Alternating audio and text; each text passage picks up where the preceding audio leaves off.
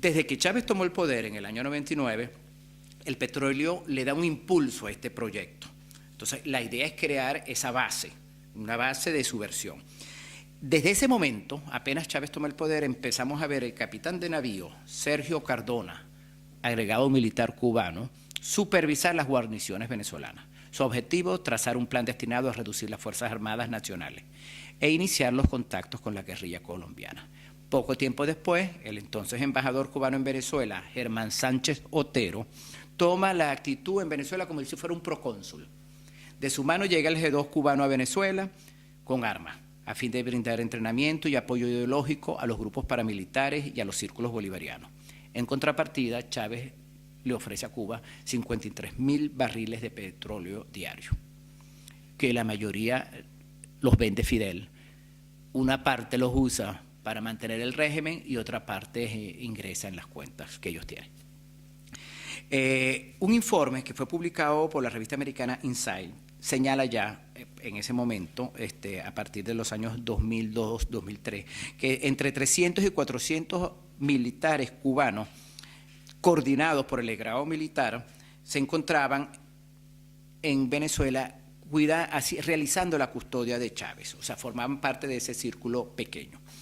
Un periodista venezolano, Arnoldo Coro, publica, no sé si es venezolano, perdón, un periodista Arnoldo Coro publica en La Nueva Cuba, un periódico, el 26 de octubre de 2003, denunciando la presencia del viceministro de la Defensa de Cuba, general Julio Casas Regueiro,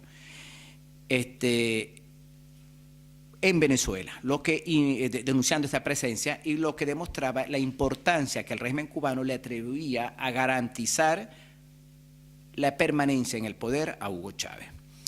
Este general, el general Casas Regueiro, controlaba prácticamente todos los asuntos comerciales de las Fuerzas Armadas cubanas con Venezuela. Es un hombre de confianza de Raúl Castro, es el contacto con los capitales en el exterior y es el presidente de GAESA, empresa cubana, un grupo de administración de empresas, de esos grupos que han surgido alrededor de la oligarquía castro-cubana que maneja los aspectos económicos del gobierno de Cuba. Este general está, por supuesto, en contacto con un grupo de militares, con un programa que desarrolla Venezuela que se llama el programa Bolívar 2000, que es un programa de dinero en cantidades sin límite, sin ningún control, que les ha entregado a las Fuerzas Armadas venezolanas supuestamente para realizar obras sociales. Pero como no tiene ningún control, ese dinero se desaparece. Y es una manera de promover la corrupción de los jefes militares a fin de poderlos tener controlados, porque una vez que alguien ha tomado un dinero que nadie le está pidiendo cuentas, después tiene miedo de que algún día le pidan cuentas. Antonio Sánchez, un periodista venezolano, en un artículo que publicó en el 2004, ya señalaba el entrenamiento y de preparación guerrillera que se le estaba haciendo a 8.000 venezolanos que ya se encontraban en Cuba, siguiendo este entrenamiento, con un programa de oleada sucesiva, o sea que eran los primeros 8.000 que iban a continuar. Ya estos 8.000 fueron y ya regresaron, y ya hay 8.000 más. El objetivo, bueno, crear ese supuesto, ir alimentando toda esa milicia.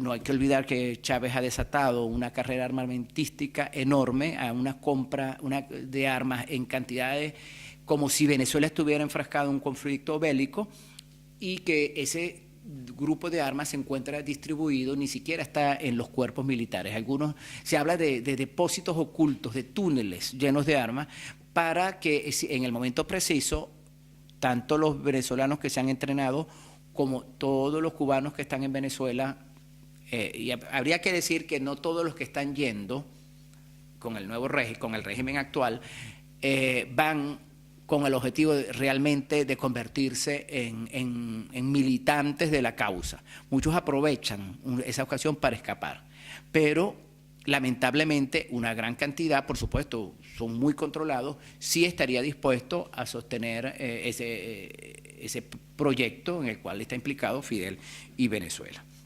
La idea es moldear a Venezuela exactamente como el mismo régimen actual de Cuba de Castro. Actualmente se reconocen más o menos 5.000 agentes cubanos que están incorporados en esos sectores y a nivel de asesores de entrenamiento guerrillero. Hay 13.000 médicos aproximadamente, 30.000 cederistas, Comité de Defensa de la Revolución, que se han creado, que están en Venezuela, y 20.000 entrenadores deportivos cubanos en Venezuela. O sea que todos haciendo proselitismo político. Entonces, si debemos resumir, ¿dónde encontramos cubanos actualmente? Cuando digo cubanos no hablo de los ciudadanos cubanos, sino de esos enviados actualmente por el gobierno de Cuba. Los primeros milicianos que se encuentran infiltrados en los cuerpos de inteligencia, servicios telefónicos, identificación, organismos paramilitares, coordinados por Javier Labrador, cubano, ciudadano cubano. La segunda, las misiones de alfabetización y las misiones médicas. Algunos son médicos, otros son alfabetizadores, pero todos tienen una actividad proselitista. Y la tercera, los que forman parte del círculo de seguridad del presidente. Evidentemente, Chávez pensaba que él iba a ser el gran sucesor de Castro en esa promoción del socialismo mundial radical que ellos quieren implementar. Las cosas han cambiado. Todo dependerá de la desaparición de Castro, que parecía inminente. Todo dependerá si la enfermedad de Chávez es mortal o no, y quién será el sucesor en caso de que sea mortal. O dependerá también si el gobierno cubano, que es el que va a dirigir y va a controlar este proceso electoral, va a permitir que se desarrolle un proceso electoral democrático. Entonces, estamos en este momento en una interrogante. O sea, Venezuela se presenta a unas elecciones donde no sabe si el presidente va a llegar vivo. En caso de que llegue mal, tendría que tener un vicepresidente que lo sustituya, de confianza al régimen. Y eso se está consultando con Raúl. Todo depende del camino que Raúl tome en cuanto desaparezca Fidel. Porque al fin y al cabo él puede pensar que un régimen venezolano donde no esté Chávez no va a ser seguro para Cuba. Y entonces prefiere hacer una apertura distinta. O sea que originalmente este tema yo lo había desarrollado bajo una óptica que no incluía el elemento de la enfermedad mortal de Chávez, que parece que ahora es real y entonces hay que incluir ese elemento. Después que vemos, o sea, la idea era presentarles un poco la relación de Venezuela con Cuba y el por qué estamos unidos en este proyecto y explicar cómo se ha ido detectando esta presencia.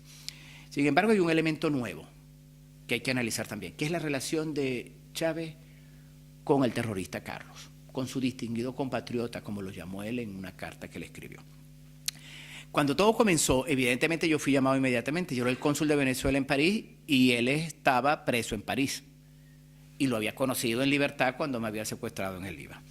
Yo me reuní con el ministro de Relaciones Exteriores de la época, José Vicente Rangel, le presenté las cartas que existían ya, los informes, más de 8 informes que habían sido enviados con anterioridad a su llegada al ministerio, donde le demostrábamos todo lo que habíamos hecho, y él lo que hizo al yo salir de su oficina fue declarar que Venezuela nunca se había ocupado de Carlos, como si no hubiera oído absolutamente nada. Claro, él respondía a otros objetivos, pero por supuesto obedecía al objetivo principal, que era que el propio presidente ya le había enviado una carta a Carlos en la cual le brindaba apoyo.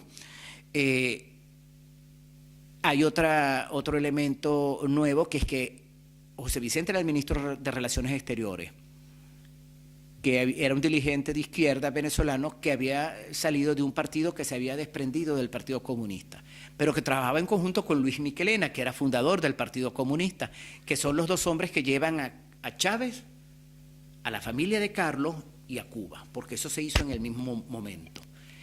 Carlos tuvo siempre en el pasado una red en la cual Cuba estuvo dentro, y de eso vamos a hablar un poco más adelante.